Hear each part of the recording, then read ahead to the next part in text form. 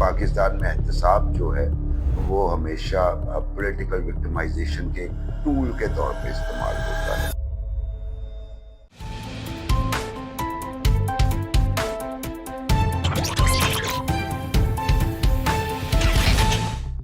अस्सलाम वालेकुम दोस्तों, प्रोग्राम द पब्लिक पल्स के साथ मैं हूं मुबश्शिर बुखारी। अरसा 2 साल कबल मैंने एक आर्टिकल लिखा पाकिस्तान में एहतसाब की तारीख के ऊपर, जो द न्यूज़ में छपा था, और उसको बड़ा पसंद किया गया। और कुछ दोस्तों ने मुझसे फरमाइश की कि अगर मैं पाकिस्तान की एहतसाब की तारीख को मुख्तसर अंदाज में अगर वीडियो पे रिकॉर्ड करवा दूं तो ये नई नस्ल के लिए एक हिस्ट्री डॉक्यूमेंट हो जाएगी, क्योंकि ये इतना तवील मौजू है कि इस पे कई किताबें लिखी गई और कई किताबें अभी भी लिखी जा सकती हैं। लेकिन अब किताब कौन पढ़ता है? तो नई नस्ल के वो लोग जो कि किताब सुनते हैं, उनके लिए खसूसी तौर पे मैं ये वाला जो वीलॉग रिकॉर्ड करवा रहा हूँ। एहतसाब के हवाले से मैं हमेशा से पाकिस्तान में जो एहतसाब की सूरत हाल है उसका नाक़िद रहा, और मेरा कहना ये है, और ये मैं आपको अपने सहाफ़ियाना तजर्बे की बुनियाद पे कहता हूँ कि पाकिस्तान में एहतसाब जो है वो हमेशा पॉलिटिकल विक्टिमाइजेशन के टूल के तौर पे इस्तेमाल होता है। उसकी बुनियादी वजह यह है कि मैंने माजी में देखा 90 की दहाई में वो जो एहतसाब के नाम पे यहाँ पे खिलवाड़ हुआ, और उसके बाद चलते चलते कई हमने एहतसाब के अमल के दौरान इंसानी हकूक़ की खिलाफ वर्जियाँ भी देखी, और कई अपने दोस्तों को एहतसाब के निज़ाम के सामने मतलब उनकी ग्रेस जो है उसको भी दागदार होते देखा। और फिर यही समझ में आया कि बुनियादी तौर पे एहतसाबी निज़ाम और एहतसाब करने वाले अदारे सिर्फ जो ताकतवर बैठे होते हैं ऊपर, जिन्हें हम हुक्मरान कहते हैं, वो कोई भी हों, उनको सर्व करते हैं और सिर्फ पॉलिटिकल अपोनेंट्स को क्रश करने के लिए इस्तेमाल होते हैं। अगर पाकिस्तान की तारीख का अगर मैं कहूँ तो एहतसाब जिस दिन पाकिस्तान बना उस दिन से ही जो है इसका नाम जो है वो गूंजना शुरू हो गया। 1949 में हमारे जो पहले वज़ीर आज़म थे लियाकत अली खान साहब, शहीद मिल्लत, उन्होंने एहतसाब का सबसे पहला कानून जो है वो पाकिस्तान में दिया, जिसको हम बोलते थे the public representative offices disqualification act, यानी प्रोडा बोला जाता था अगर उसको हम एब्रीविएट करें। अच्छा, खान लियाकत अली खान साहब ने उस वक्त इस अज़म का इजहार किया कि ये प्रोडा के तहत जो है वो करप्शन को मॉनिटर किया जाएगा, लेकिन 14 अगस्त 1947 से, यानी कि हमें पाकिस्तान के दिन से ये करप्शन केसेस जो हैं वो खोले जाएंगे। लेकिन अल्टीमेटली क्या हुआ कि उसके जो मेजर विक्टिम बने वो नवाब इफ्तिखार ममदूद साहब, जो चीफ मिनिस्टर थे पंजाब के उस वक्त, और उनके वकील हुसैन शहीद सोहरावर्दी बने। उनके खिलाफ प्रोडा के तहत ये मेजर थे लोग जिनके खिलाफ कार्रवाई हुई। लेकिन फिर मज़े की बात ये भी है कि वही हुसैन शहीद सोहरावर्दी, जिन पे लियाकत अली खान साहब के दौर में करप्शन के इल्ज़ामात थे और उन इल्ज़ामात के तहत उन्हें डिस्क्वालीफाई भी किया गया, वो बाद में वज़ीर आज़म पाकिस्तान भी बने। तो ये भी पाकिस्तान की तारीख का एक अजीब मंजर है। उसके बाद जनरल अयूब जब इक़्तिदार में आए, पहले लाए गए और फिर जब उन्होंने कब्जा किया तो उन्होंने आते ही कहा कि जनाब ये जो प्रोडा है ये तो काला कानून है, ब्लैक लॉ है, मैं इसे नहीं मानता, मैं इसे चेंज करूंगा। और एक नया कानून उन्होंने दिया जिन्हें एब्रीविएशन में पोडो बोला जाता था, और पोडो को जल्द ही उन्होंने रिप्लेस कर दिया एब्डो के साथ। और बड़ी मशहूर टर्मिनोलॉजी हुई, हमने अपने सीनियर से सुनी कि ये बंदा अयूब दौर में एब्डो हो गया था, यानी इसके तहत इसके खिलाफ एब्डो के तहत कार्रवाई हुई, इसका एहतसाब हुआ, اور اس کو ڈسکوالیفائی کر دیا گیا. اور اسی دور میں اگر دیکھا جائے جو اعداد و شمار ملتے ہیں، کوئی 3,000 کے قریب سول سرونٹس جو اور کچھ جو پولیٹیشنز تھے وہ ڈسکوالیفائی ہوئے. اسی میں حسین شہید سہروردی صاحب جو ہیں ان کے حوالے سے بھی بات کی جاتی ہے کہ ان کے خلاف بھی پرائم منسٹر جب وہ تھے تو ایک کیس بنا اور ان کو کہا گیا کہ انہوں نے کسی بندے کو جو ہے وہ فیور کیا ہے اور کانٹریکٹ دینے میں، تو انہوں نے جو جیب سے ایک چٹ نکال کے پیش کی اور کہا کہ یہ مجھے پریزیڈنٹ کی جانب سے یہ چٹ آئی تھی، لیکن اس کے باوجود میں نے نہیں کیا. تو چونکہ فوجی عدالت تھی تو انہیں کہا گیا نہیں، آپ نے سیکرٹری کو فون کیا تھا. تو اس پہ حسین شہید سہروردی صاحب نے کہا میرے ریکارڈ میں کوئی ایسا فون نہیں ہے. ہاں ذرا آپ پریزیڈنٹ ہاؤس چیک کروا لیجئے، وہاں سے سیکرٹری کو فون کیا گیا ہوگا. سو ایبڈو نے کافی لوگوں کو ڈسکوالیفائی کیا، اور حسین شہید سہروردی کی ڈسکوالیفیکیشن کے بعد یہ ہوا کہ ان کی جماعت جو کہ مسلم عوامی لیگ تھی، اس میں سے مسلم کا لفظ نکل گیا، اور ان کے شاگرد خاص جو ان سے بڑے انسپائر تھے مجیب صاحب، انہوں نے عوامی لیگ بنا لی. اور پھر آگے کی داستان کم از کم اس گفتگو آج کی گفتگو کے لیے نہیں ہے. جب جنرل ایوب صاحب اقتدار سے رخصت ہوئے تو جنرل یحییٰ آ گئے، اور جنرل یحییٰ نے بھی وہی راگ الاپا کہ میں اکاؤنٹیبلٹی کروں گا، اور انہوں نے بھی کچھ مطلب اپنے ناپسندیدہ لوگوں کو اکاؤنٹیبلٹی کا جو ہے وہ بنایا نشانہ. لیکن اس کے بعد بھٹو صاحب آ گئے، اور بھٹو صاحب نے جو ہے وہ ایک اور ایکٹ دیا جو کہ ان کا بھی ارادہ تھا کہ ہم کریں گے اکاؤنٹیبلٹی.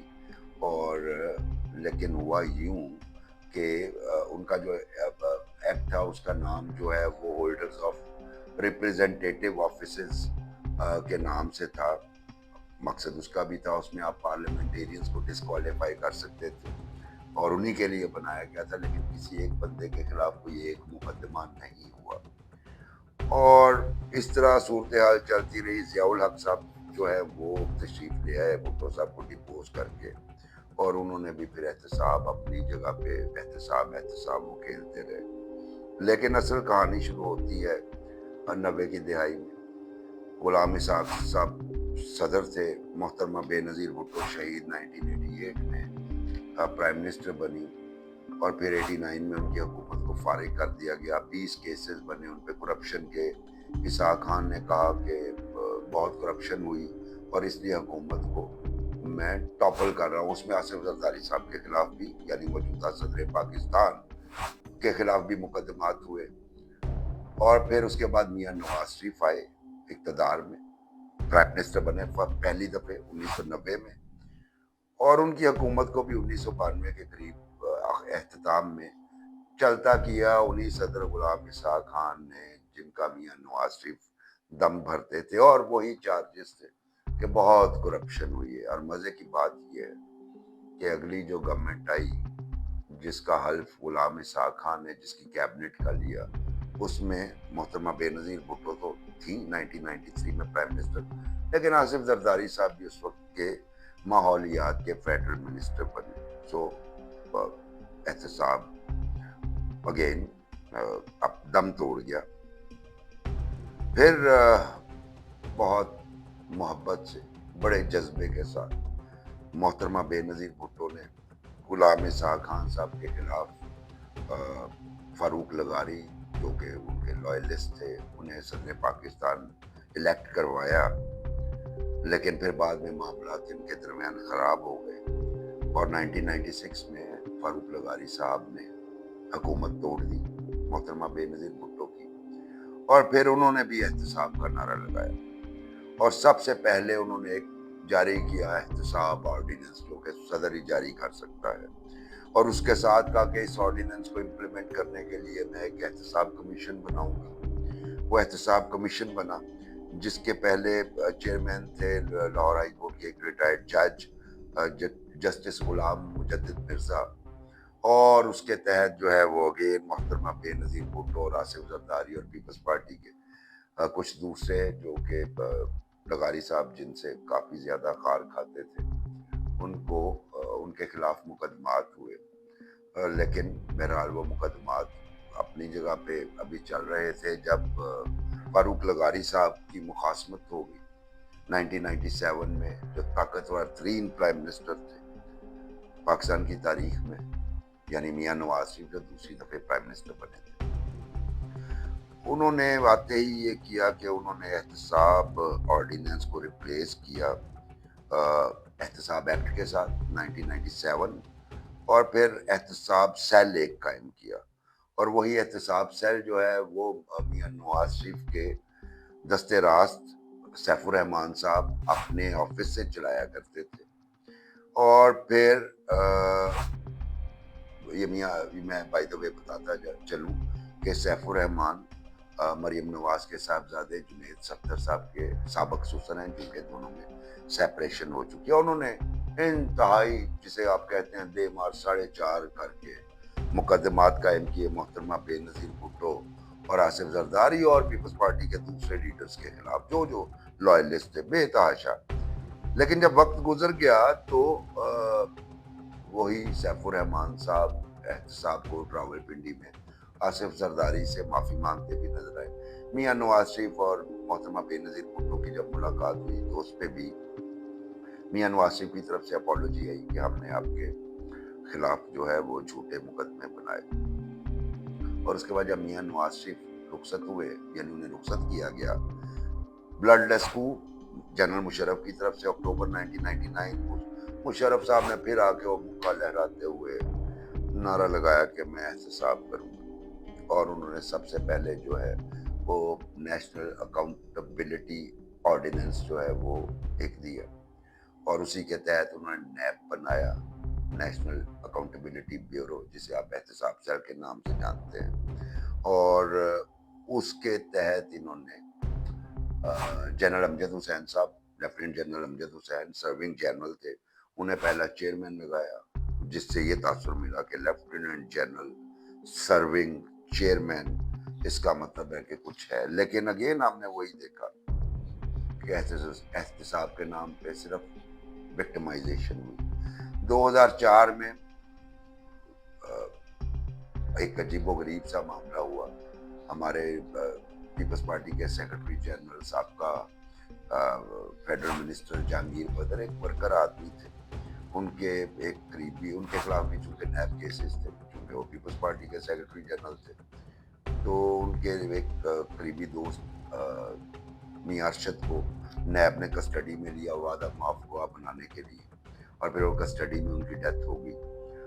ان کے جسم پہ تشدد کے نشان تھے، لیکن کوئی کاروائی عمل میں نہیں رہی۔ لیکن ایک اور بڑا خوفناک مجھے منظر یاد آتا ہے، وہ ہے Sarwar road police station Lahore cantt کا، جہاں پہ بارز کے پیچھے ہمارے سابقہ منسٹر مخدوم فیصل صالح حیات، سابق چیف منسٹر میاں منظور وٹو، سابق پیٹرولیم منسٹر انور سیف اللہ، یہ تینوں حضرات اور ان کے علاوہ کچھ حضرات اس لاک اپ میں کافی عرصہ رہے، اور کافی ان کے ساتھ جو ہے غیر انسانی سلوک کیا گیا۔ اچھا، فیصل صالح حیات صاحب کا چونکہ کیس میرے علم میں ہے اور اس کی پروسیڈنگز بھی میں نے دیکھی، ان پہ کیس تھا، انہوں نے بینک سے لون لیا، اس لون میں سے کچھ وہ واپس کر گئے، باقی بینک سے ان کی کمٹمنٹ ہو گئی کہ اتنے عرصے میں واپس کروں گا، لیکن ان کے خلاف پھر بھی نیب ریفرنس بن گیا اور انہیں کسٹڈی میں لے لیا گیا۔ پھر سرور روڈ سے وہ منتقل ہوئے جیل میں، کیمپ جیل میں غالباً، اور ان کا کیس، مزے کی بات یہ کہ جو ریفرنس نیب میں رجسٹر ہوا، اس یعنی آپ نے فائل کیا اور بندے کو گرفتار کر لیا گیا، اور اس کے بعد کوئی بھی ہائی کورٹ اس کے حوالے سے ضمانت نہیں دے سکتی تھی۔ تو اس کی جب پروسیڈنگ ہوئی، فل بینچ تھا لاہور ہائی کورٹ میں، چودھری اعتزاز احسن صاحب وہ کنٹیسٹ کر رہے تھے، اور خالد کھرل صاحب مرحوم ادھر موجود تھے، چونکہ وہ فیصل صالح حیات، مرحوم فیصل صالح حیات صاحب کے خالو تھے۔ تو وہاں پہ چودھری اعتزاز احسن نے پورا نیب آرڈیننس پڑھا، जबकि जजेस उनसे कहते रहे हमने पढ़ा हुआ है, तो लेकिन जज साहब ने कहा जी लेट मी रीड इट, और वो हर शिक के ऊपर, हर शिक को वो गैर इंसानी और कॉन्स्टिट्यूशन की वायलेशन प्रूव करते रहे। नतीजा ये निकला कि लाहौर हाई कोर्ट ने वो बेल एप्लीकेशन एडमिट कर ली कि हम इसको सुनते हैं, और फिर उसके बाद मखदूम फैसल सालेह हयात की जमानत हुई। लेकिन फिर ये जमानत क्यों हुई, ये केसेस क्यों हुए, वो हमें इलेक्शन 2002 के बाद नजर आ गया। और हुआ यूं कि वो लोग जिनके ऊपर केसेस थे और वो पीपल्स पार्टी के प्लेटफॉर्म से जीते थे, किंग्स पार्टी यानी PMLQ, जो कि उसके साथ फारूक लगारी साहब की मिल्लत पार्टी जो कि नेशनल अलायंस की सूरत में थी, वो सपोर्ट कर रही थी। उसके बावजूद किंग्स पार्टी यानी मुशर्रफ की पार्टी के पास अददी कुव्वत इतनी नहीं थी कि वो प्राइम मिनिस्टर बना लेते। तो फिर 18 लोग पाकिस्तान पीपल्स पार्टी से जो है वो तोड़े गए, जो वोट ऑफ जब प्राइम मिनिस्टर का इलेक्शन था तो अपने बेंचेस से उठे और मीर जफरुल्लाह खान जमाली की जानिब वो रुखसत हुए, अपना वोट उन्होंने कर दिया। और वही 18 का ग्रुप बाद में पाकिस्तान पीपल्स पार्टी पैट्रियट कहलाया। और फिर ये कहा गया और इल्ज़ाम लगाया गया कि इन लोगों के खिलाफ केसेस इसलिए बने थे कि इनको रिहा किया जाए, तो इनके साथ ये शर्त लगाई जाए कि ये जहाँ भी हमारे ताकतवर हल्के चाहेंगे उस तरफ वोट देंगे। इसी तरह ही आगे चले। मियां नवाज शरीफ के खिलाफ आपके सामने केसेस हुए, शहबाज शरीफ के खिलाफ हुए, मरियम नवाज, हमदा शहबाज, शाहिदा खान अब्बासी साहब former prime minister, Khawaja Asif, Faisal Iqbal, ये सब लोग नैब में से हो गए। अच्छा, दरमियान में जब PTI का दौर आया तो उसमें आसिफ जरदारी की हमशीरा फरियाल तालपुर साहबा और आसिफ जरदारी साहब के खिलाफ दोबारा केसेस ओपन हुए। तो ये सारा कुछ चलता रहा। और फिर अब इमरान खान यानी उनके जो मैं कहा करता था कि ये बैरिस्टर शहजाद अकबर जो हैं ये इमरान खान के सैफुर रहमान साबित होंगे, तो वो हुए।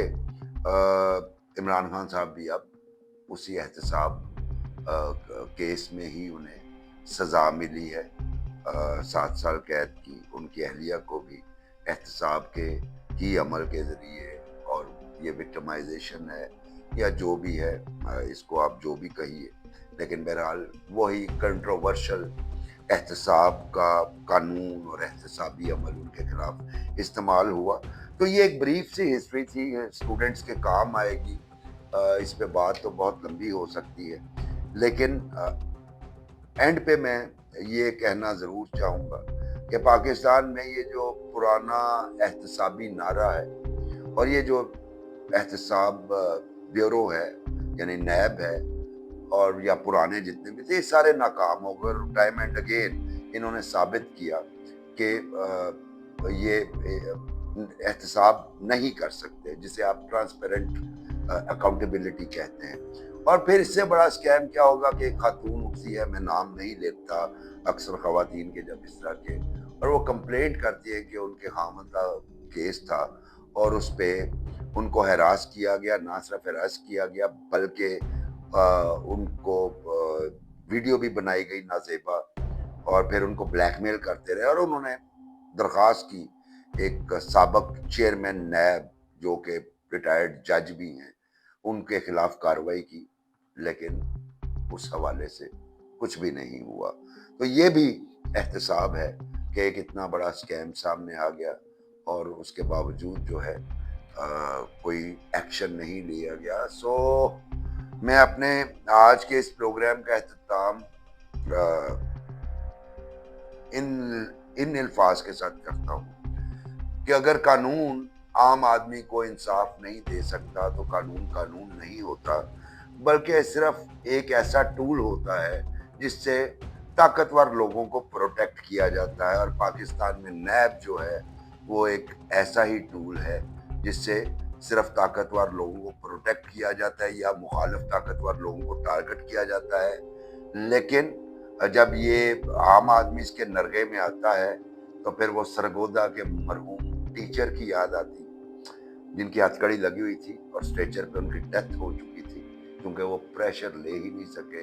एक टीचर जो है, जिसकी तनख्वाह भी ज़्यादा नहीं होती, उसको उठा लिया, उसको हथकड़ी भी लगाई, जबकि बहुत बड़े बड़े मुजरिम और करप्शन के आदि लोग जो है वो आज़ाद फिरते रहते हैं और प्रोटोकॉल लेते हैं। और अगरचे मौजूदा हुकूमत ने नैब की ताकत को कम किया है, झूठा रेफरेंस फाइल करने की भी सज़ा का तयन किया है, लेकिन मेरे ख्याल में ये इसकी एफिकेसी में इजाफा नहीं कर सकता।